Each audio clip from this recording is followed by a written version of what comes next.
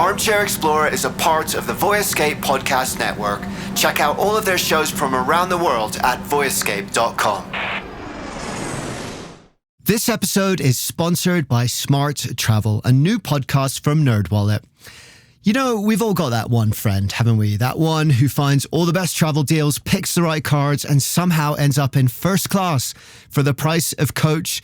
Well, now you can be that friend because Smart Travel is like him or her, but in podcast form. They cover all things travel finance, like how to get real value from points, not just a tiny little reward at the end of checkout, or which flight deals are actually deals and not just clickbait, or when that convenient travel bundle might actually be a hidden tax in disguise, all that stuff.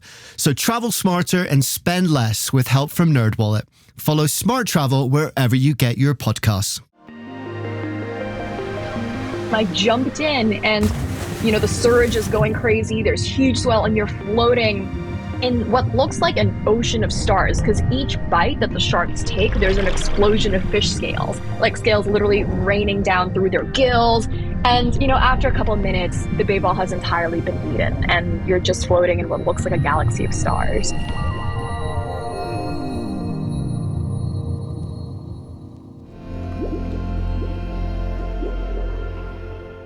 Hi guys, welcome to the Armchair Explorer, where the world's greatest adventurers tell their best story from the road. My name's Aaron Miller, I'm a travel writer, and today we are diving into the deep blue with an incredible writer and underwater adventurer, Pier Nirandara. And whether you're an avid diver or you prefer to stick to the sands, I think you're going to like this one, because the ocean is another world, and we're going to see it through the eyes of one of its greatest explorers. Are you ready? Let's go. Pier Nirandara has achieved a lot. She's a best-selling author, an award-winning photographer, an expedition leader, a Hollywood film producer, and just a really nice person to boot. And her photographs, oh my God, are they amazing. I really couldn't believe my eyes when I first saw them. So please go and check those out. Her website is piernirandara.com. That's piernirandara.com, or just search her up. And her Instagram is @PiersGreatPerhaps. I'll include her info in the show notes too, as always. So please do go and connect with her. You won't be disappointed. A quick favor from me too. This show grows by people like you helping to spread the word. We are building a community of people who love adventure and want to help spread our message of love for the outdoors, living life to the full, and experiencing the pure joy of this amazing planet of ours. If that sounds like you, and maybe you have a friend or two that you think would like this show too, then please let them know. Post about it, whatever you can do. It makes a huge difference and is a great way to support the show. Please also connect with us on socials. We're on Instagram and Facebook at Armchair Explorer Podcast. You can also sign up for the newsletter at armchair-explorer.com. Lots of cool stuff in there. And if you're feeling particularly generous, buy me a pint and become a patron of the show. For less than the cost of a single beverage, you can become a patron of this show and join our Explorers Club with a bunch of exclusive benefits, including ad-free shows. So thank you so much, guys. It really does help a ton, and I appreciate everything you can do. But for now, let's get on with the story. Pier's passion for sharing the ocean's stories with the world has led her to remote caves, sunken shipwrecks, dazzling tropical beaches, and storming shark-infested waters. And we're going to hear about that in just a minute. But it all began when she was a child, standing on a beach, waving to her mother.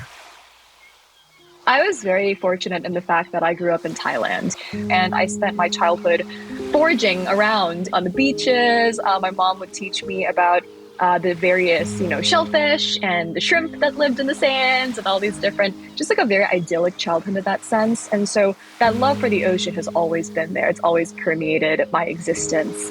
But I have this very, very vivid memory of being, I must have been like 5 or 6 years old, really young. And we were on this island in Thailand, and my mother went to do a discover scuba dive is what they call it, right? It's when you don't have a certification, you're just kind of doing like a test dive. And I was too young to join. So I was waiting on the beach for her. And when she came out of the ocean, she had the biggest smile on her face. And she was like, oh my God, it was magic. And I don't think I've ever felt that jealous before in my entire life. Like, I was just like, I can't believe I didn't get to go. I'm going to get older so quickly. I'm going to get to dive. And then lo and behold, by the time I was, 8 or whatever, I did the bubble maker course, which is the one you do in the pool for PADI. And that's the youngest you can be. So I started with that, breathed underwater for the first time, felt like a mermaid. All my dreams came true. And then got my certification a couple years later and just was hooked ever since. Pier spent years dreaming of dolphins and mermaids, imagining what it was like to live under the sea. And when she finally made it under the waves, those stories began to take shape.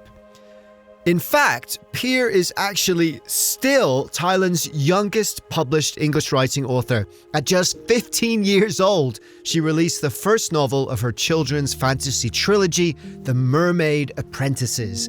It was a huge success and became a springboard for what was sure to be a truly glittering career.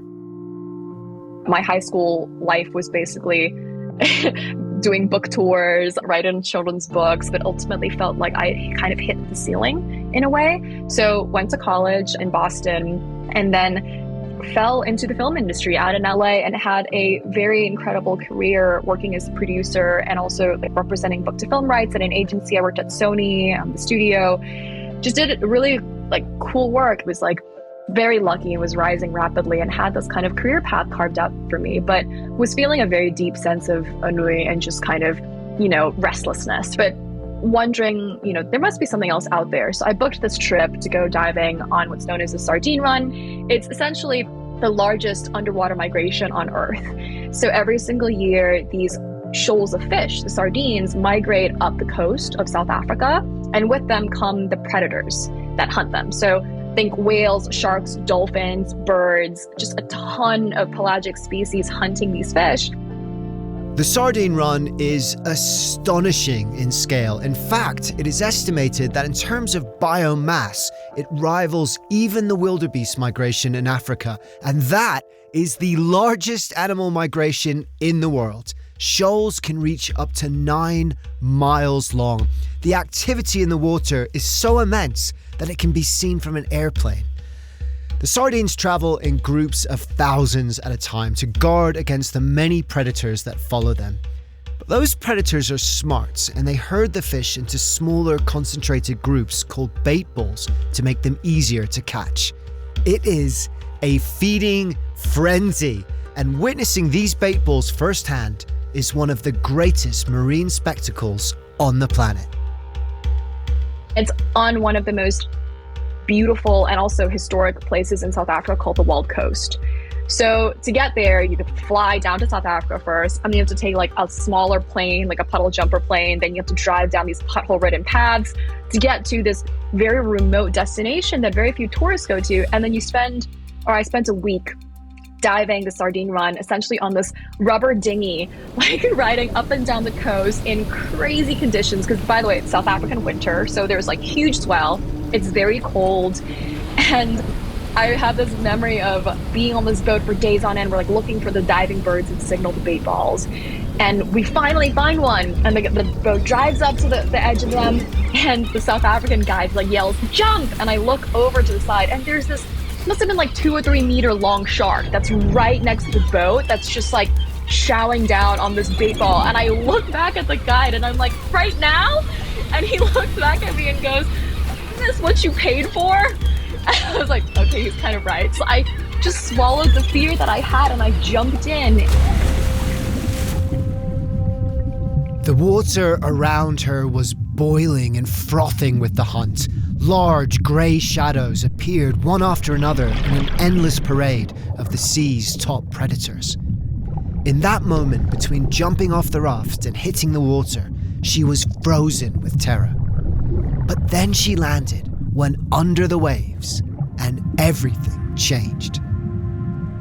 You're floating in what looks like an ocean of stars, because each bite that the sharks take, there's an explosion of fish scales, like scales literally raining down through their gills. It's hypnotic. I mean, it looks like these fish moving as a singular organism. I could stare at bait balls for hours. And then you have in the middle of that, in the sardine run, a shark plowing through that's like disrupting, and suddenly a feeding frenzy occurring. Meanwhile, you have these gannets, birds diving down from the surface, shooting like underwater missiles, and the thuds that you hear as they hit the water drop even more sharks. Around you, you hear the clicks of dolphins, common dolphins that are just like going crazy and hunting. You can get seals, you can get orcas, you can get mola mola, you can get pretty much like any kind of predator feeding on the sardine run. And they don't care about you at all. They're just there for the fish. So as long as you don't float into the bait ball, you're theoretically safe. And, after a couple of minutes, the bait ball has entirely been eaten, and you're just floating in what looks like a galaxy of stars. And those stars changed her.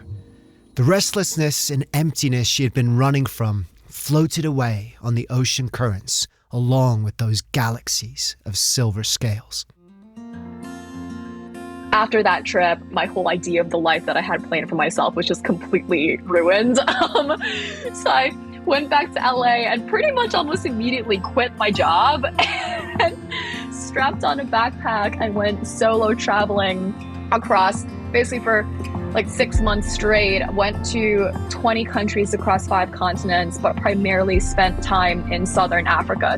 And this was all by myself with like a backpack, trying to challenge notions of what it means to be a young Asian woman trying to go on the road. My mom was not pleased with that, but she kind of knew she couldn't stop me. I was always a very good Asian daughter, I think, in the sense, I just got good grades, went to good school, got a really good job, kind of was doing what was expected, not just from family or cultural expectations, but also for myself. So it required kind of embracing the unknown. And in scuba diving, we have this phrase, right? The giant stride. You stand at the edge of the boat, you have your gear on, you take a giant stride into the unknown. And I like to say that that's the philosophy I wanted to embrace in my life as well, is to kind of cede control. And there's this phrase also I love that's, everything works if you unplug it for a while, including yourself. So that's kind of what I did, was I chose to unplug from the rat race, from this very demanding career path, and just hit the road for a while and do this little mini sabbatical or mini journey. And it was, in hindsight, one of the best things I could have ever done for myself. But in the moment, completely and utterly terrifying. It was more scary to me than jumping in with sharks, I think. But like jumping in with sharks, her decision to take that giant stride brought her closer to the life she had dreamed of since she was a child. She began to see the world through an entirely different lens, and no matter where she went, the ocean kept calling to her. And then she had another experience that changed her life. Basically, it was this huge algae bloom in Cape Town at night, and one of my friends down there, who is the co-founder of See the Bigger Picture Foundation, an organization that gets kids off the streets into the water and discovering freediving. So he's the one who took me to this place, and we spent the entire night trying to capture the bioluminescence, trying to film it. He was swishing his hand around, trying to light up the bioluminescence, and I was trying to film, and it's impossible. And after a while, I remember just kind of giving up and putting my camera down, looking up from the viewfinder, and hearing just these elated cries from the kids around me, the local kids who had just come flocking to the water and were just having the time of their lives. They were rushing through the water, looked like they had, they looked like comets. They were trailing bioluminescence behind them. And I was like, this is absolutely marvelous. This is so, so magical, and you can't capture that. And so that really taught me about kind of the beauty of impermanence, and it brought me back a lot to, I grew up technically Buddhist in Thailand, but I don't practice, and it really brought me back to certain things that I had learned in childhood, and certain beliefs that, oh wow, the beauty in things is because they're transient, because they don't last forever, and so the whole essence of it is just to enjoy the moment. I think your heart's also a lot more open when you're abroad, and I hope to bring some of that open-minded curiosity and childlike wonder back into everyday life. I think that's also really important, of looking at the place around you with the same sense of wide-eyed wonder that you would at a place abroad.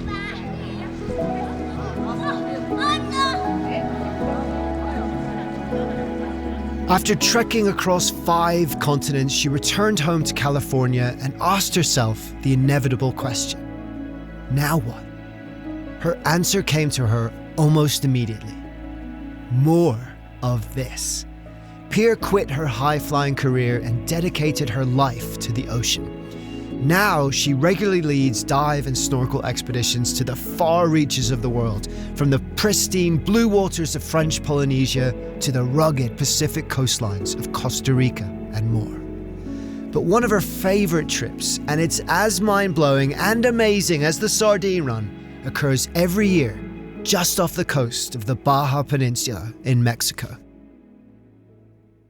The Marlin Run is one of my favorite expeditions of the year, the Mobula Ray aggregation.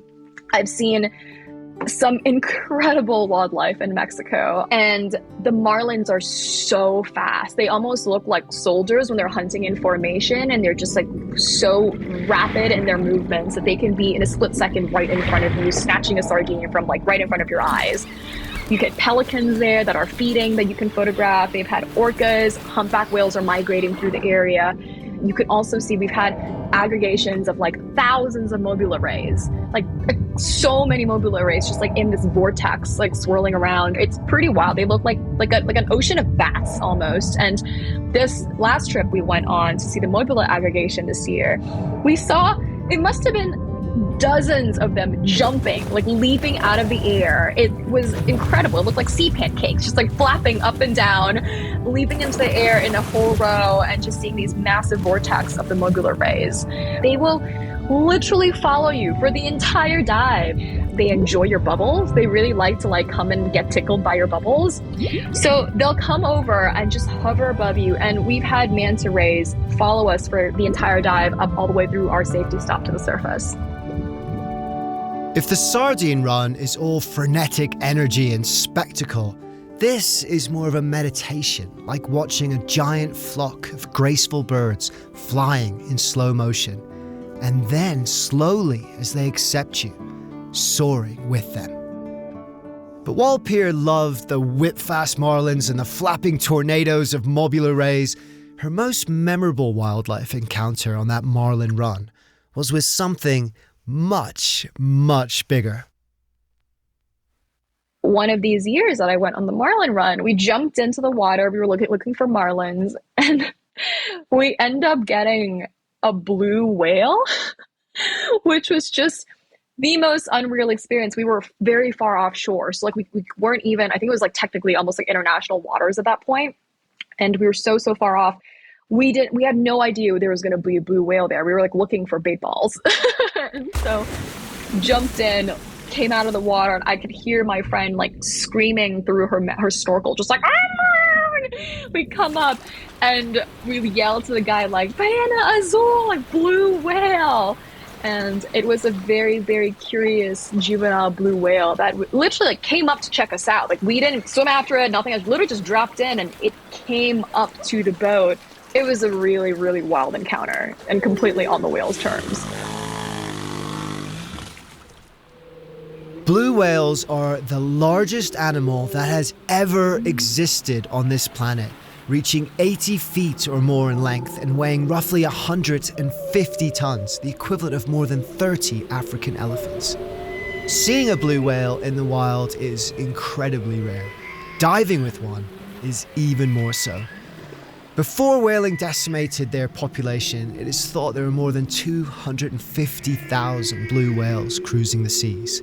Now, only between 10 and 25,000 remain. They are a true leviathan of the deep, but they are gentle, sentient, and highly intelligent too. And you can see that. You can actually see that in their eyes. You know, I just wrapped up an expedition to French Polynesia where we led 2 weeks of whale swims in this remote island there.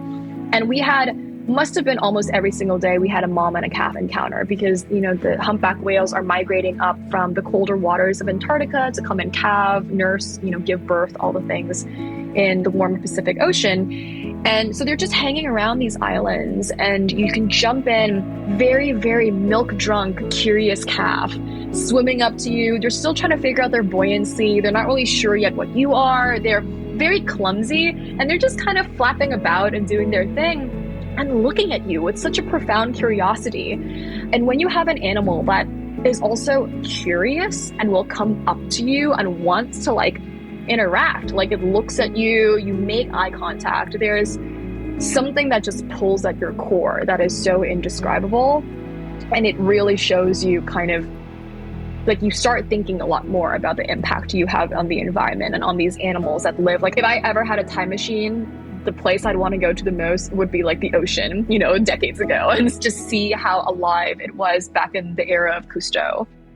Ocean plastics have tripled since Cousteau's time. Ocean noise, which affects all marine life, has increased by a factor of 10. Global warming, coral bleaching, overfishing, beaches are littered with man-made debris. Climate change has crept into even the deepest waters. The issues seem insurmountable. And though the solutions are complex and hard and fraught with obstacles on all sides, part of the solution, perhaps, begins with something quite simple. It begins with jumping in.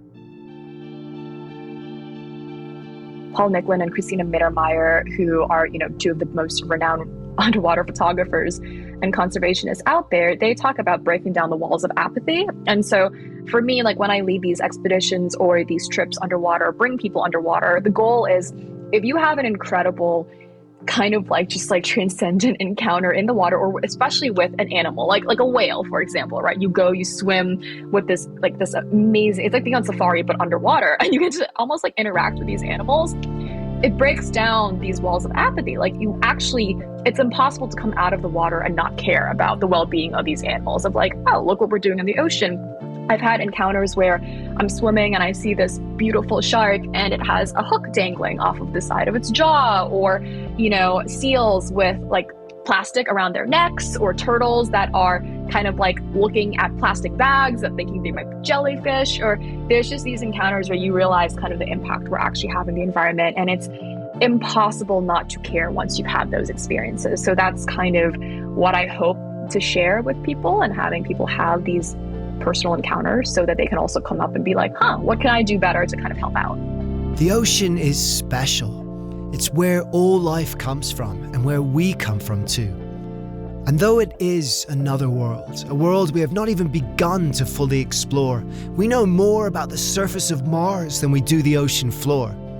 There is something in that deep blue that calls to us, and that song can be heard clearest when we break down the walls of apathy, take that giant stride, and jump right in.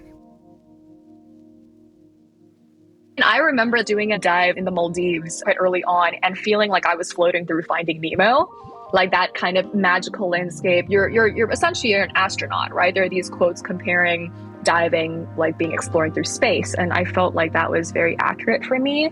And just having that sense of childlike wonder, I think that a lot of us, myself included, sometimes we lose sight of that the older we get. And it's one space in the world where quiet actually still exists. The world is still silent. You know, you have a dive buddy, but your buddy generally can't talk to you. They're also silent.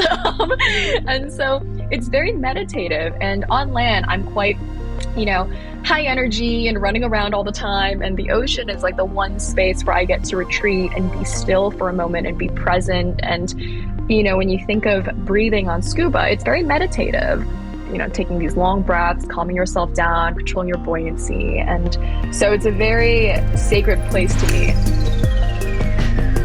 Thank you, Pier. Thank you so much for taking us on your adventures and sharing these incredible stories with us. I'm definitely wishing I didn't live in a landlocked state at this moment, but that's okay because I follow Pier on Instagram, and her beautiful photos inspire me every day to get out there on my next ocean adventure, which I hope is going to be very, very soon. So I highly recommend following her too. Her Instagram is @PiersGreatPerhaps, and her website is piernirandara.com. So thank you so much to you guys for listening, and don't forget to share this show with your friends. Connect with us on Instagram and Facebook at Armchair Explorer Podcast, and if you can, become a patron of the show to help us to continue to bring these stories to you. Find out more about how to do that at patreon.com/Armchair Explorer Podcast. The link for that is in the show notes too. So until next time, keep on swimming, take that giant stride into the unknown, and dare to jump into stormy waters, because you never know what wonders are waiting below the surface. And the more we look for those wonders, the more the wonder of the world becomes a part of who we are. Dare to be truly alive.